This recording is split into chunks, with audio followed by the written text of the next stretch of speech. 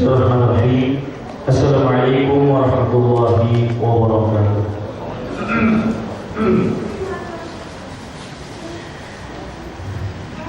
Innal hamdalillah nahmaduhu wa nasta'inuhu wa nastaghfiruh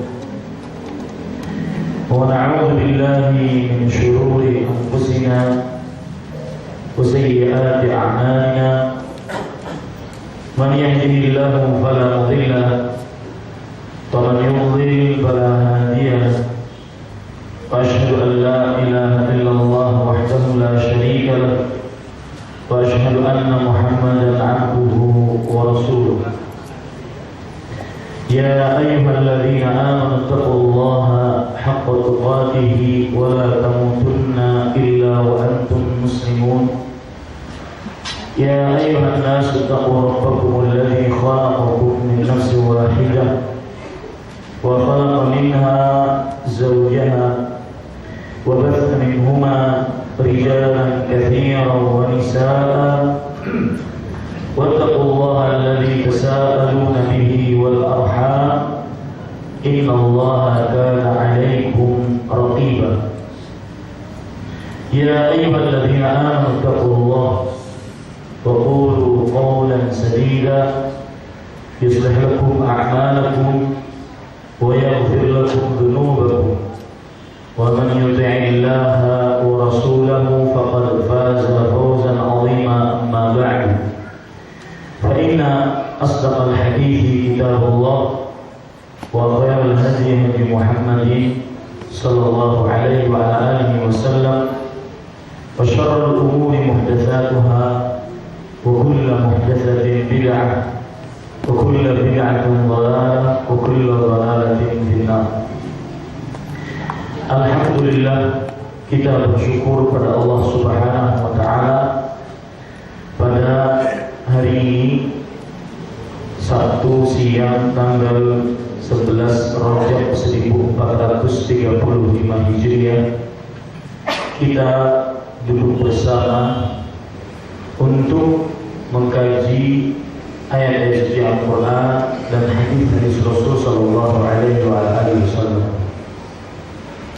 Salawat dan salam semoga selalu Allah berikan kepada Nabi kita Muhammad Sallallahu Alaihi Wasallam, pada keluarga beliau, para sahabat, serta orang-orang yang mengikuti beliau sampai hari kiamat kelak.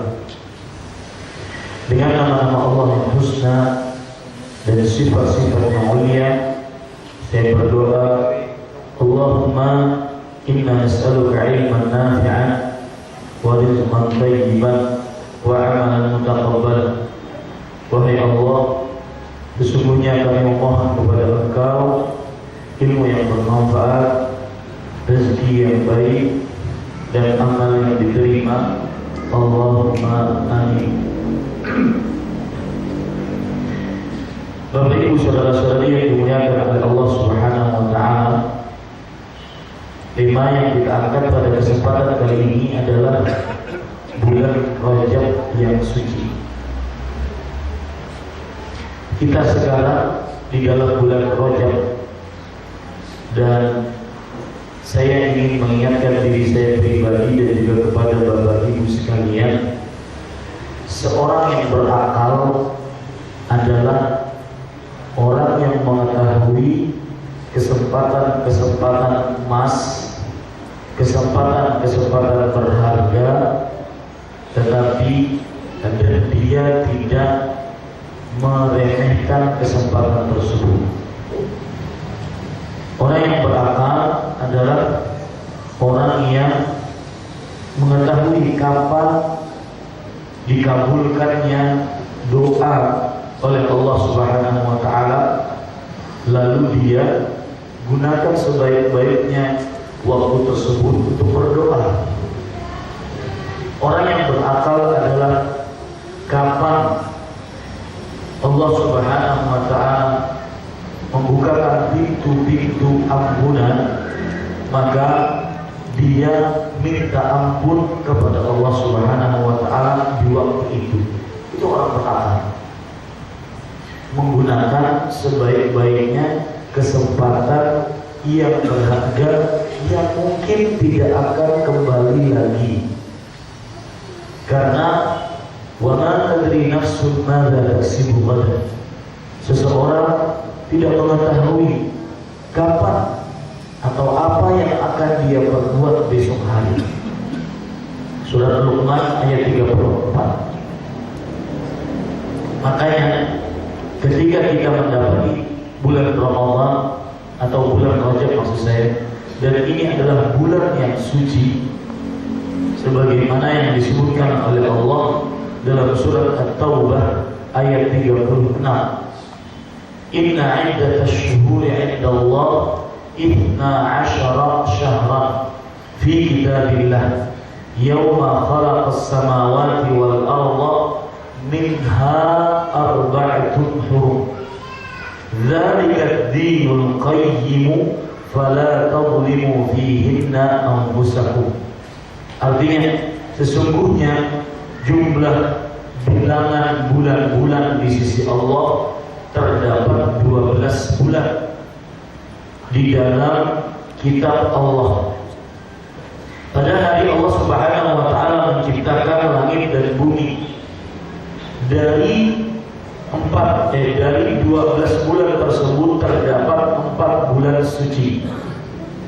Dari 12 bulan tersebut terdapat 4 bulan suci. Itulah agama yang lurus. Maka janganlah kalian menzalimi diri kalian sendiri di dalam bulan-bulan tersebut. Bapak Ibu saudara-saudari, adik-adik sekalian dirahmati oleh Allah Subhanahu wa taala, 4 bulan suci ini dijelaskan oleh Rasulullah sallallahu alaihi wasallam dalam hadisnya. Beliau bersabda, as-sanatu 12 syahran. Satu tahun itu 12 bulan. Minha arba'atun hurum. Dan dari 12 bulan tersebut terdapat 4 bulan suci. Salatun mutawaliyatun. 3 bulan yang berurutan. Dzulqa'dah, Dzulhijjah dan Al-Muharram. Wa Rajab mudharrab baina Jumada wa Sya'ban. Dan bulan Rajab yang terletak antara bulan Jumada dan bulan Sya'ban. Berdasarkan hadis ini kita ambil pelajaran bahwa Rajab adalah bulan suci.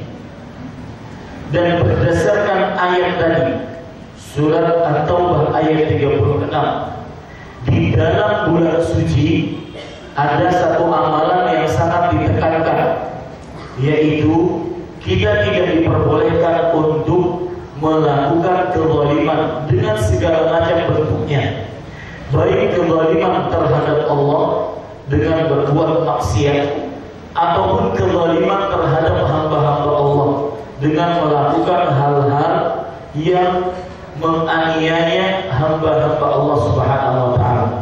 Berbuat zalim di dalam setahun dari mulai bulan Muharram sampai bulan Dzulhijjah diharamkan. Tetapi lebih diharamkan lagi ketika bulan-bulan suci. Tadi Dzulqa'dah, Dzulhijjah, Al-Muharram dan Rajab. Dan di sini kita ambil pelajaran sekali lagi bahwa bulan Rajab adalah bulan suci. Dan amalan yang paling utama di dalam bulan Rajab, tidak boleh seseorang untuk menzalimi diri sendiri dengan berbuat dosa kepada Allah ataupun berbuat penganiayaan terhadap hamba-hamba Allah. Kalau sudah kita pahami ini, maka Bapak Ibu saudara-saudari yang dimuliakan oleh Allah Subhanahu wa taala, perhatikan baik-baik, tidak ada keutamaan yang dimiliki oleh bulan Rajab kecuali dia adalah bulan suci. Tidak ada keutamaan yang dimiliki oleh bulan Rajab kecuali dia adalah bulan suci.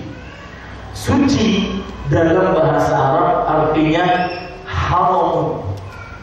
Haram artinya bulan yang disucikan, yang dihormati, sehingga di dalam bulan tersebut tidak ada pertengkaran, tidak ada persengketaan, tidak ada perperangan. Tidak ada keutamaan untuk bulan Rajab kecuali hadis tadi, bahwasanya dia adalah bulan suci. Sedikit saya menyimpang bahwa kalau kita dengar selama ini Ramadan adalah bulan suci, maka itu ucapan atau istilah tersebut lebih cocok untuk diberikan kepada 4 bulan ini. Bulan apa tadi? Dzulqa'dah, Dzulhijjah, Al-Muharram, dan Rajab. 4 bulan ini yang lebih cocok untuk dinamakan bulan suci. Sedangkan bulan Ramadan lebih nyunnahnya dinamakan dengan bulan mubarak, bulan yang penuh dengan berkah. Dan ini berdasarkan hadis Rasulullah SAW yang sahih, diriwayatkan oleh Imam Tirmidzi, "Atakum Ramadan syahrul mubarak." Telah datang kepada kalian bulan Ramadan, bulan yang penuh dengan berkah. Jadi gelar untuk bulan Ramadan lebih nyunnah, lebih cocok bulan penuh berkah. Ya, mungkin ini lebih disampaikan nanti kepada khalayak ramai, keluarga-keluarga kita, karena sedikit menyinggung tentang Ramadan, bahwa berdasarkan hadis ini pula kita boleh bergembira menyampaikan kepada sesama muslim tentang datangnya bulan Ramadan. Jadi kalau datang bulan Ramadan, kita sebutkan selamat memasuki bulan Ramadan penuh berkah 1435. Ini boleh, itu nyunnah berdasarkan hadis ini. Karena Rasulullah SAW memberitahukan para sahabatnya, "Atakum Ramadan syahrul mubarak." Telah datang kepada kalian bulan Ramadan, bulan yang penuh dengan berkah. Nah, berarti untuk bulan Rajab, gelar yang paling cocok untuk bulan Rajab bulan apa? Bulan suci. Dan arti suci adalah artinya para sahabat dan di zaman Rasulullah mereka mengagungkan bulan Rajab dalam artian mereka tidak menzalimi orang lain dan tidak berbuat zalim kepada Allah Subhanahu wa taala. Kalau ditanya apakah bulan Rajab mempunyai keutamaan lain, maka perhatikan perkataan seorang ulama besar dari mazhab Syafi'i yang sering disebut sebagai ahli hadis, yang sering disebut sebagai Al-Hafidh Ibnu Rajab Ibnu Hajar Al-Asqalani rahimahullah ta'ala. Beliau mengatakan, "Lam yarid fi fadli syahri Rajab wala fi siyamihi wala fi siyami syai'in minhu muayyan wala fi qiyami lailatin makhsusatin fi hadithun sahihun yasluhu lil hujjah." Artinya belum terdapat riwayat di dalam keutamaan bulan Rajab, dan juga tidak terdapat di dalam puasa pada bulan Rajab, dan juga tidak terdapat di dalam puasa yang khusus tertentu pada bulan Rajab, atau beribadah pada malam khusus tertentu di dalam bulan Rajab. Satu hadis sahih pun yang dapat digunakan sebagai sandaran hukum. Wa qad sabaqani ila al-jazmi bidzalika al-Imam Abu Ismail Al-Harawi Al-Hafidh. Dan sebelum saya, kata Ibnu Hajar Al-Asqalani, yang menetapkan itu adalah seorang ulama besar.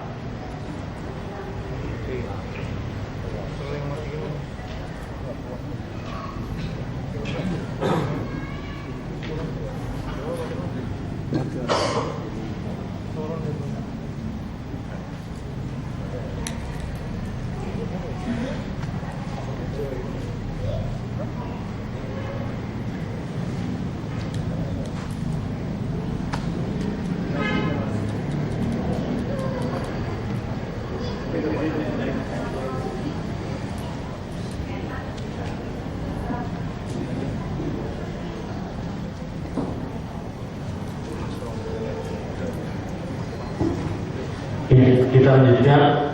Dan sebelum saya, kata Al-Hafidz Ibnu Hajar Al-Asqalani rahimahullah, yang menetapkan bahwa tidak ada satu hadis pun tentang keutamaan bulan Rajab, yaitu Abu Ismail Al-Harawi, seorang ulama besar, kalau tidak salah ulama abad ke-4 atau ke-5 Hijriah, yang bermadzhab Syafi'i.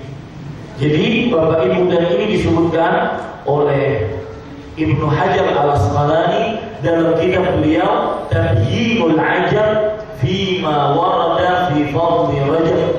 Artinya penjelasan rasa takjub tentang apa-apa yang diriwayatkan dari keutamaan bulan Rajab.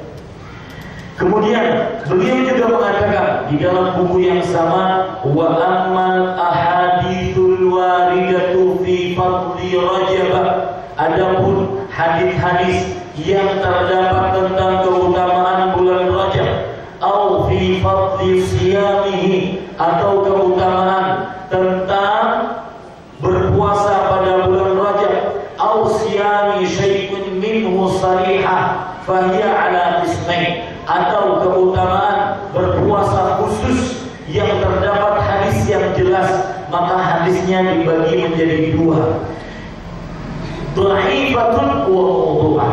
Hadis yang pertama lemah, hadis yang jenis yang kedua adalah palsu. Jadi semua hadis tentang puasa bulan Rajab semuanya hadisnya lemah dan palsu. Yang mengatakan ini bukan sembarangan orang seperti saya, bukan, tetapi yang mengatakan ini adalah seorang ulama besar, Ibnu Hajar Al-Asqalani rahimahullah ta'ala, seorang yang disebut dengan Al-Hafidz, ahli hadis, penghafal hadis Rasul sallallahu alaihi wasallam, dan beliau bermadhab Syafi'i. Dan Bapak Ibu saudara-saudari yang dimuliakan oleh Allah Subhanahu wa taala, kalau begitu kita tidak boleh mengkhususkan puasa secara khusus karena bulan Rajab. Adapun kalau seandainya seseorang ingin berpuasa karena kebiasaan dia berpuasa setiap bulannya, seperti berpuasa Senin, Kamis, 13, 14, 15, atau berpuasa 3 hari di dalam sebulan, baik itu di awal bulan, akhir bulan, pertengahan bulan, maka ini tidak mengapa, karena memang sudah kebiasaannya berpuasa-puasa sunnah tersebut. Yang dilarang adalah yang berpuasa karena rojabnya. Ada yang bertanya, Ustaz, masa orang puasa dilarang? Masa orang ibadah dilarang?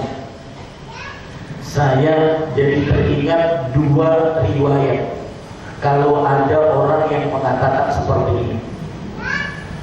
Masa orang puasa dilarang? Masa orang ibadah kepada Allah dilarang? Yang dilarang itu aturannya tuh yang ahli maksiat, lagi minum khamar, berjudi, berzina, mencuri, itu yang pantas dilarang. Adapun orang yang beribadah jangan dilarang. Ini salah satu bentuk sulitnya orang yang mengerjakan perbuatan bid'ah ketika dia diperintahkan untuk meninggalkannya. Apa jawabannya, Pak? Kalau seandainya ada orang berkata kepada kita, masa orang ingin beribadah dilarang? Jawabannya mudah. Sebutkan saja 2 cerita ini. Yang pertama, ceritanya Imam Malik rahimahullah Kenal Imam Malik ya? Salah satu imam yang 4 dari imam Ahlus Sunnah wal Jamaah. Gurunya Imam Asy-Syafi'i. Imam yang kedua, yang pertama Imam Abu Hanifah, yang kedua Imam Malik, yang ketiga Imam Syafi'i, yang keempat Imam Ahmad bin Hanbal. Nah, Bapak Ibu saudara-saudari yang dimuliakan oleh Allah Subhanahu wa taala, Imam Malik pernah ditanya oleh seseorang, "Wahai Imam, bolehkah saya berihram di Masjid Nabawi di samping kuburan Rasulullah?" Kita tahu bahwa terutama yang sudah umrah dan haji, bahwa miqatnya penduduk kota Madinah di mana? Dzul Hulaifah atau disebut dengan Bir Ali. Kalau orang kota Madinah atau kalau orang yang luar kota Madinah ingin bermiqat dari kota Madinah, maka dia pergi ke miqat namanya Dzul Hulaifah. Kalau dari Masjid Nabawi ke Dzul Hulaifah itu pakai mobil, pakai bis kira-kira 15 menit. Nah, disinilah tempat berihram. Ustaz, apa itu ihram? Ini sulitnya. Harus jelaskan satu-satu istilahnya. Terutama yang belum menunaikan ibadah haji dan umrah. Saya berdoa dengan nama-nama Allah yang husna dan sifat-sifat Allah yang mulia. Semoga yang belum menelapakkan kakinya ke tanah suci dimudahkan oleh Allah Subhanahu wa taala. Bapak Ibu saudara-saudari yang dimuliakan oleh Allah, berihram adalah memulai niat untuk memulai kegiatan haji atau umrah. Itu namanya ihram. Nah, ihramnya itu dimulai di miqat. Ya, kebetulan saya umrah tanggal 10 Juni insyaallah. Ya, memulai itu di miqat. Miqatnya di mana? Dzul Hulaifah. Nah, Dzul Hulaifah disebut Bir Ali. Orang harus di situ berihramnya, tidak boleh tidak. Baru setelah dia berihram, baru dia kalau sudah berihram berarti dia masuk dalam keadaan seorang muhrim. Kalau sudah muhrim, mulai saat itu dilarang larangan ihram, seperti memotong kuku, memotong rambut, memotong kumis, memotong jenggot, memakai baju yang membentuk tubuh, memakai celana, memakai baju dalam, bercumbu dengan istri, memakai minyak wangi, menutup kepala bagi laki-laki. Di situ tempatnya dimulai. Di situ mulai tempatnya dimulai membaca labbaik Allahumma labbaik, labbaik la syarika laka labbaik, innal hamda wan ni'mata laka wal mulk la syarika lak. Nah, mulai saat itulah dia berihram. Di mana tadi namanya? Bir Ali atau Dzul Hulaifah. Yang lebih nyunah itu namanya Dzul Hulaifah. Sedangkan Bir Ali itu riwayatnya lemah. Jadi lebih dikemukakan di tengah kaum muslim Dzul Hulaifah. Dzul Hulaifah. Nah, orang ini berkata kepada Imam Malik. Imam Malik terkenal disebut dengan Imam Darul Hijrah. Imam yang tidak pernah keluar kota Madinah sampai saat sekarang, Pak. Nah, sedikit ini saya menyinggung ya. Imam Malik tidak pernah keluar dari kota Madinah. Kenapa? Dan ulama-ulama sekarang juga begitu. Mereka kalau tinggal di kota Madinah jarang sekali keluar dari kota Madinah. Kenapa? Karena terdapat keutamaan orang yang meninggal di kota Madinah. Rasulullah SAW bersabda, "Man istata'a minkum an yamuta bil madinati falyaf'al." Barang siapa yang sanggup salah seorang di antara kalian mati di kota Madinah, hendaklah dia mati di sana. Yang meninggal di kota Madinah, dia apa? Dia mendapatkan syafaat Rasulullah SAW. Apa itu syafaat? Permasalahan lagi, apa syafaat, Ustaz? Ada yang tahu syafaat? Saya kasih minyak wangi. Hah? Mau minyak wangi apa mau duit 50.000? Nah, apa itu syafaat? Lalu pertolongan. Bentuknya gimana? Mekanisme syafaat itu gimana? Syafaat itu ketika dia meninggal di kota Madinah dapat syafaat. Ketika dia baca doa adzan dapat syafaat. Ketika dia baca doa setelah berwudu dapat syafaat. Ketika dia membaca sholawat dapat syafaat. Ketika anaknya yang masih kecil belum balik dicabut nyawanya oleh malaikat maut, anak tersebut menjadi syafaat nanti pada hari kiamat. Apa mekanisme syafaat? Syafaat adalah, perhatikan, su'alullah ta'ala at-tajawuza 'anil ghair. Artinya meminta kepada Allah agar si fulan dimaafkan dan diampuni. Jadi ketika orang meninggal di kota Madinah, nanti Rasulullah SAW akan minta kepada Allah, wahai Allah, ampuni si fulan yang meninggal di kota Madinah tersebut. Indahkan itu syafaat. Makanya para ulama seperti Imam Malik, mereka beliau tidak pernah keluar dari kota Madinah sampai sekarang. Saya ketika mahasiswa di sana, ada Syekh Abdul Muhsin Al-Abbad, hafizahullah ta'ala, ulama hadis yang masih hidup sampai sekarang. Beliau jarang sekali keluar kota Madinah. Kenapa? Karena ditakutkan meninggal di luar kota Madinah.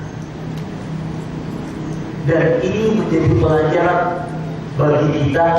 Tadi malam saya kajian di Masjid Al-Azhar tentang kematian. Ada pelajaran yang belum saya sampaikan tentang kematian. Salah satunya adalah apabila seseorang diinginkan oleh Allah dicabut nyawanya di sebuah tempat, Allah Subhanahu wa ta'ala akan membuat orang tersebut mempunyai hajat, keperluan di tempat itu. Maka berhati-hatilah Anda ke tempat-tempat maksiat. Jangan-jangan itu tempat terakhir Anda. Paham Pak maksud saya? Bisa dipahami? Hadisnya berbunyi, idza aradallahu qabda 'abdin bi ruhin, saya ulangi, qabda ruhu 'abdin bi ardin ja'ala lahu fiha hajah. Jika Allah menginginkan untuk mencabut nyawa seorang hamba di sebuah tempat, Allah akan jadikan dia mempunyai keperluan di tempat itu. Kalau tempatnya bagus, seperti misalkan orang yang ingin umroh, haji, maka bersyukur itu, berharap banyak, mudah-mudahan dicabut nyawanya di sana. Berarti kita diinginkan kebaikan, meninggal saat beribadah. Beda, saya pernah diundang oleh KBRI Thailand. Ya Allah, diundang selama 6 hari, takut gentar. Setiap kali dibawa, Ustaz jalan-jalan gak? Tidak, saya mau di kamar saja. Samping kiri patung, samping kiri kesyirikan, samping kanan. Wallahi Pak, hari-hari itu penuh rasa takut. Kenapa? Mungkin mati di sana. Nih, perhatikan yang suka-suka pelesiran ke luar negeri atau luarnya luar negeri. Itu saya lagi kesel. Ya. Kenapa kadang-kadang kalau sudah keluar luar negeri itu kadang-kadang sudah petang petendeng, ya sudah ke Amerika, Eropa, London, Swiss, New Zealand.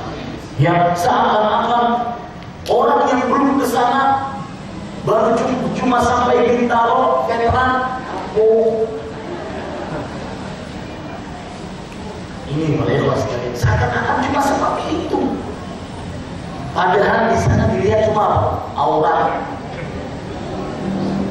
Ya, coba orientasikan ke sana, ke Mekah, ke Madinah. Mungkin itulah takdir Allah untuk kita dicabut nyawanya di sana. Maka coba bersemangat untuk menginjakkan kaki di tanah suci. Dan itu harta kita sebenarnya yang kita keluarkan untuk Allah Subhanahu wa ta'ala, dan memang kita Tidak seperti di Arab Saudi. Wallahi Pak, saya 12 tahun tinggal di Arab Saudi. Tidak ada negara yang bisa weekend umroh kecuali Arab Saudi. Weekend umroh, ini weekend kita ke puncak kan? Weekend umroh, tinggal pesan pesawat, pulang hari itu bisa. Luar biasa nikmat. Maka Bapak Ibu saudara-saudari yang dimuliakan oleh Allah Subhanahu wa taala, coba hati-hati tentang kematian. Allah berfirman, apalagi pas kita lagi jalan-jalan, saya pernah diceritakan oleh Ustaz Firanda. Waktu itu beliau diundang ke sebuah negara mana. Kemudian beliau diantar ke tempat main-main, kayak kalau di sini Dufan atau apalah. Kata beliau, ini kalau saya mati di sini kan tidak lucu. Mati lagi gantung-gantung begini, kan tidak lucu. Iya, saya bilang cepat pulang. Kok mau aja ke tempat seperti itu? Iya, boleh kita bawa keluarga, silakan. Tapi pas lagi begitu, mati gimana dong? Kan gak lucu. Ahmad Zainuddin mati di Dufan.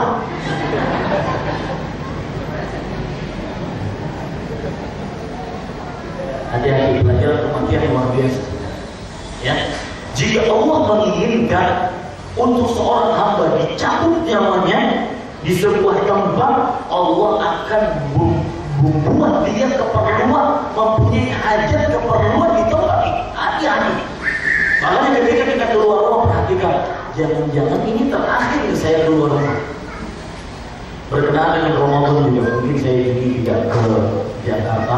Saya ingin ingatkan, Juni, di akhir Juni ini kita kan bulan Ramadan kan? Di akhir Juni kita bulan Ramadan. Mungkin ini Ramadan terakhir. Jangan sampai meremehkan. Jadikan Ramadan ini harus lebih baik daripada Ramadan sebelumnya. Minta kepada ustaz-ustaz sebelum Ramadan kajian tentang Ramadan. Jangan ketika Ramadan. Demi Allah Pak, jangan pernah berharap biasa untuk beribadah kalau seandainya sebelum Ramadan Anda tidak membiasakan diri. Jangan pernah berharap. Diri tidak bisa dipaksa. Jangan pernah berharap kita akan banyak baca Quran yang disebut Ramadan sebagai syahrul Quran. Jangan pernah berharap kita banyak baca Quran di dalam bulan Ramadan kecuali kita biasakan sebelum Ramadan sekarang ini. Jangan pernah berharap kita bisa bersedekah dengan jumlah yang banyak. Disebut oleh para ulama Ramadan syahrul Quran. Syahr, bulan memberikan makanan. Kalau seandainya selain bulan Ramadan, sebelum bulan Ramadan kita tidak terbiasa, jangan pernah berharap. Ini tidak bisa dipaksa. Maka gunakan waktunya sebaik-baiknya. Minta tentang Ramadan dari mulai sekarang. Wallahi rugi. Ada kesempatan emas di depan, dia tidak ambil. Ada ampunan Allah, berkah, kemerdekaan dari api neraka, bebas dari api neraka, dia tidak gunakan sebaik-baiknya. Wallahi rugi. Bapak Ibu saudara-saudari sekalian, kembali ke permasalahan tadi. Imam Malik rahimahullah ta'ala ditanya oleh seseorang, wahai Imam, saya ingin berihram, tetapi ihramnya di mana? Di Masjid Nabawi, di samping kuburan Rasulullah Sallallahu Alaihi Wasallam. Nah, Bapak Ibu saudara-saudari, kata Imam tidak boleh berihram di tempat miqat yang telah ditentukan oleh Rasul Sallallahu Alaihi Wasallam. Tadi miqatnya tempatnya apa? Dzulhulaifah. Orang ini menyanggah Imam Malik, wahai Imam, lihat ya, penyanggahannya sama, wahai Rasulullah. Kenapa orang kok puasa di bulan Rajab tidak boleh? Puasa kan ibadah. Sama orang ini juga mengatakan, wahai Imam, bukankah antara jarak miqat dengan Masjid Nabawi cuma beberapa mil saja, beberapa kilometer saja? Saya cuma menambahkan sedikit saja. Saking cintanya saya kepada Rasulullah, saking inginnya saya berihram di Masjid Nabawi, maka saya berihram di sana. Kan cuma nambah beberapa mil saja. Apa sih salah saya? Imam Malik menjawab, lihat, ya, beliau mengatakan, akhsha alaika fitnah. Aku takut engkau akan kena siksa Allah Subhanahu wa ta'ala. Kenapa? Karena sudah menyelisih perintah Rasulullah, walau hanya beberapa mil tambahannya saja. Yang kita ini dituntut dalam Islam cuma mengikuti, Pak. Tidak boleh nambah, tidak boleh inovasi, tidak boleh renovasi, ya. Tidak perlu tambahan, tidak perlu pengurangan, cuma mengikuti. Kalau Rasulullah berihram di miqat, beliau di miqat berihram, kita ikut berihram di miqat. Kalau seandainya beliau berihram di tempat ini, kita ikut, cuma ikut saja. Tidak boleh nambah-nambah. Nah, ini cerita yang pertama. Untuk menjawab orang tadi, masa sih berpuasa wajah tidak boleh? Kan puasa gitu, bukan maksiat, ibadah berpuasa itu. Jawab dengan cerita tadi. Cerita yang kedua. Sebelum cerita yang kedua, saya ingin menjelaskan sebuah sunnah Rasulullah. Termasuk sunnah Rasulullah SAW adalah setelah azan subuh tidak ada sholat kecuali 2 rakaat sebelum subuh. Tidak ada. Kalau orang ingin mungkin menambah sholat, wah saya masih ada waktu nih, saya sholat aja 2 rakaat subuh, 2 rakaat lagi, 2 rakaat lagi. Tidak benar. Itu bukan sunnah Rasulullah. Yang dicontohkan oleh Rasulullah adalah ketika setelah azan subuh sholat apa? Cuma 2 rakaat sebelum subuh yang disebut dengan rakaatul fajr. Yang dalam hadis sahih Rasulullah SAW bersabda, rakaatul fajr khairun minad dunya wa ma fiha. 2 rakaat sebelum subuh lebih baik daripada dunia dan seisinya. Nah, orang ini sholat 2 rakaat setelah azan subuh, 2 rakaat. Setelah salam dia sholat lagi 2 rakaat. Salam sholat lagi 2 rakaat. Salam sholat lagi 2 rakaat. Terus seperti ini. Ada seorang ulama tabi'ut tabi'in, beliau bernama Sa'id bin Musayyab. Sa'id bin Musayyab mengatakan Rasulullah SAW cuma sholat setelah azan subuh 2 rakaat. Beliau ingin memperingatkan orang ini, tidak ada sholat 2 rakaat setelah azan subuh kecuali 2 rakaat ini. Orang ini menyanggah, ayu'adzibunillahu ala salati. Wahai Sa'id bin Musayyib, seorang alim besar, apakah Allah akan menyiksaku karena aku sholat? Jawabannya logis ya, sanggahannya masuk akal. Paham maksud saya? Ceritanya paham? Jangan-jangan saya cerita terus gak paham. Paham ya? Ya. Wahai Sa'id bin Musayyib, apakah Allah akan menyiksa saya karena saya sholat? Maka kata Sa'id bin Musayyib, perhatikan, terutama orang-orang yang masih melakukan perbuatan-perbuatan bid'ah, ini jawabannya. La yu'adzimuka 'ala as-salah, walakin yu'adzimuka 'ala khilafis sunnah. Allah tidak menyiksamu karena kamu sholat, tapi akan menyiksamu karena tidak sesuai dengan contoh sunnah Rasulullah SAW.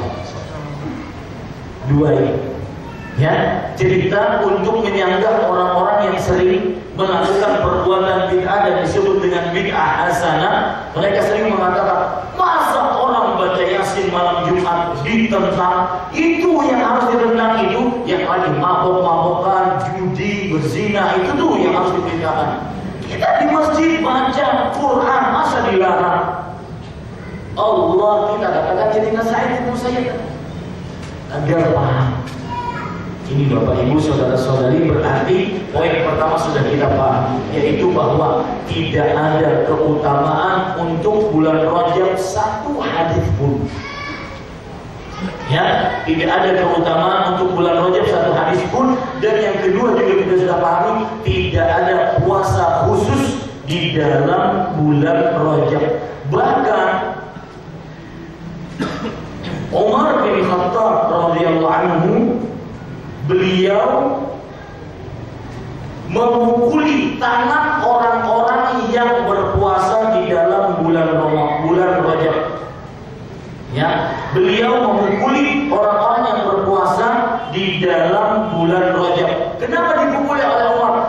agar tangannya itu mau mengambil makanan dan berbuka di bulan Rajab.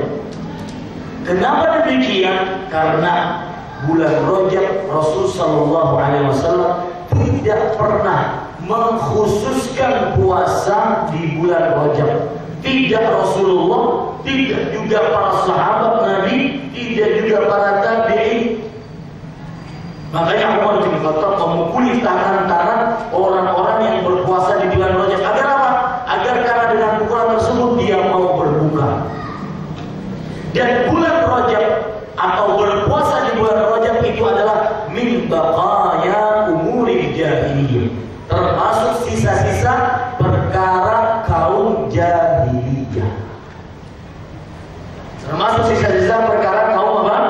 Jahiliyah. Maka Bapak Ibu saudara-saudari yang dimuliakan oleh Allah, tidak ada puasa khusus untuk bulan Rajab. Bapak Ibu saudara-saudari yang dimuliakan oleh Allah Subhanahu wa taala, Ibnu Rajab Al-Hambali, seorang ulama besar dari mazhab Hambali, dalam kitab beliau Lataiful Ma'arif mengatakan, wa amma siyamu falam yasih fi fadli Rajab, fi fadli shaumi Rajab bi khususihi syai'un 'anil nabiyyi wa la 'an ashabi. Adapun berpuasa, tidak ada satu hadis sahih pun tentang keutamaan puasa Rajab secara khusus dari Rasulullah Sallallahu Alaihi Wasallam. Memang di sana terdapat keutamaan puasa Rajab. Perhatikan keutamaan puasa Rajab, tapi dalam hadis-hadis palsu. Ya, bagaimana orang tidak tertarik dengan hadis-hadis begini? Karena puasanya sangat luar biasa. Coba perhatikan, Bapak Ibu saudara-saudari yang dimuliakan oleh Allah. Hadis palsu itu maksudnya apa sih? Jadi hadisnya itu ada sanadnya sampai kepada Rasulullah, tapi dia palsu. Kenapa? Karena salah satu perawinya itu tukang dusta. Jadi Rasulullah, sahabat, tabi'in, tabi'ut tabi'in, kemudian terus tabi'ul atba, kemudian syekh, kemudian imam yang meriwayatkan hadis ini. Nah, salah satu dari perawi hadis ini dia tukang dusta, maka disebut dengan hadis apa? Palsu. Dalam bahasa Arab hadis maudhu'. Contoh hadis palsu dalam bulan Rajab. Siyamu yawmin min Rajab ma'a salati arba'i raka'atin ala kaifiyatin mu'ayyanin fil qira'ah. Artinya, barang siapa yang berpuasa pada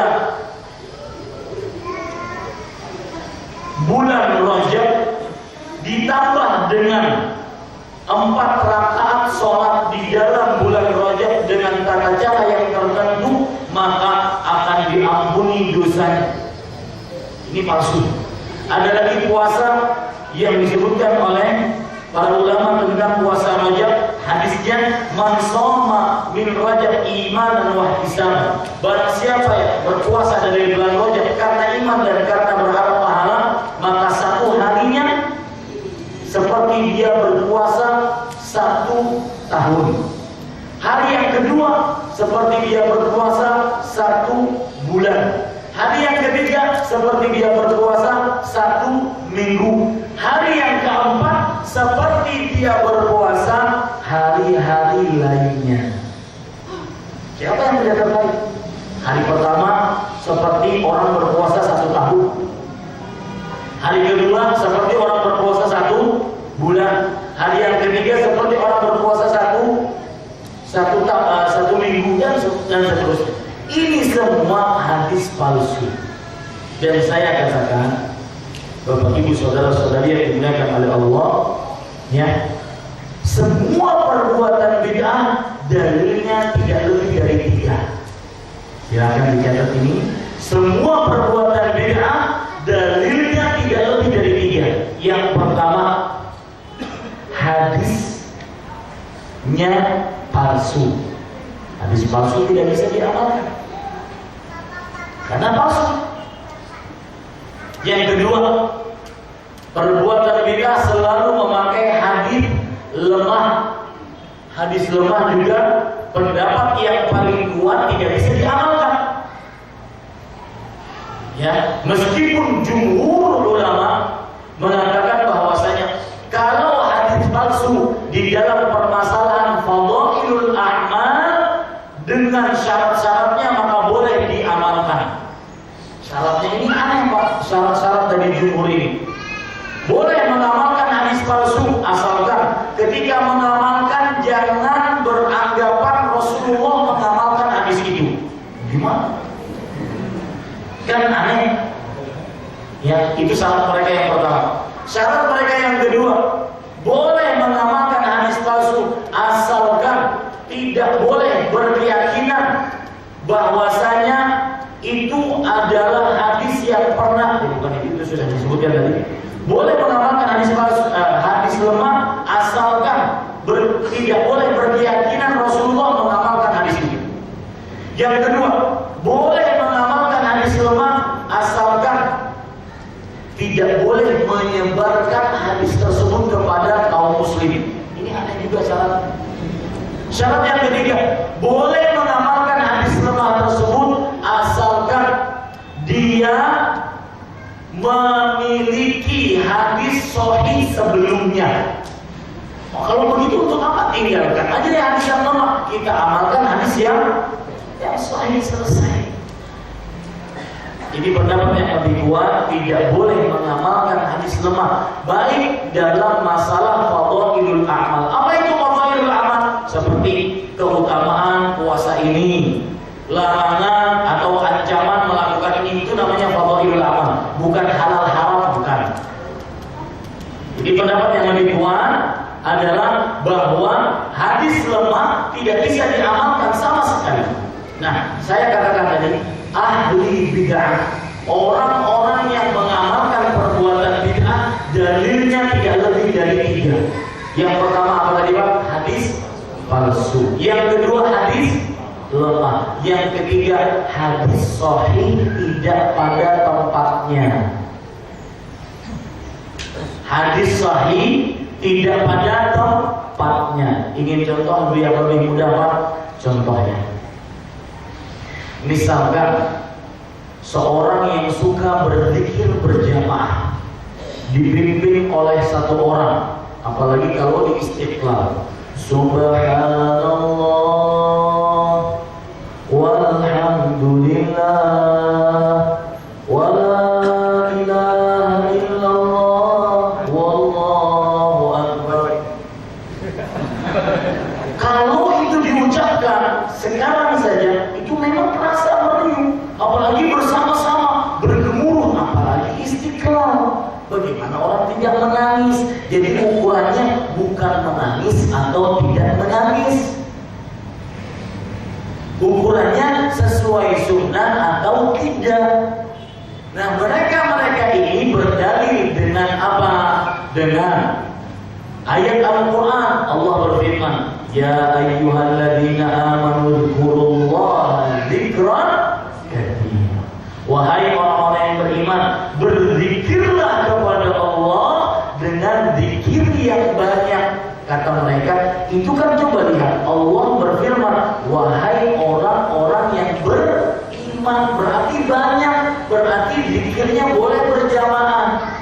Ini dalilnya dari Al-Quran tapi salah penempatan. Paham ya Pak ya? Apalagi nanti ada riwayat dari Imam Ad-Darimi bahwa Abdullah bin Mas'ud radhiyallahu anhu melarang orang di masjid untuk berzikir berjamaah dibimbing oleh satu orang, dilarang oleh Abdullah bin Mas'ud. Kenapa dilarang? Karena hal itu belum dikerjakan di zaman Rasulullah, dan riwayat itu belum pernah disebutkan di kalangan mereka. Jadi orang pelaku perbuatan yang mengada-ngada, dalilnya tidak lebih dari 3. Apa Pak? Hadis palsu memang tidak bisa diamalkan. Yang kedua hadis lemah, pendapat yang paling kuat tidak bisa diamalkan. Yang ketiga hadis sahih tapi salah penempatan. Kalau kita ambil oke lah, saya anggap pendapat Anda benar bahwasanya itu dalil membolehkan zikir secara berjamaah. Sekarang kalau begitu bagaimana pendapat Anda? Ini kan berarti semua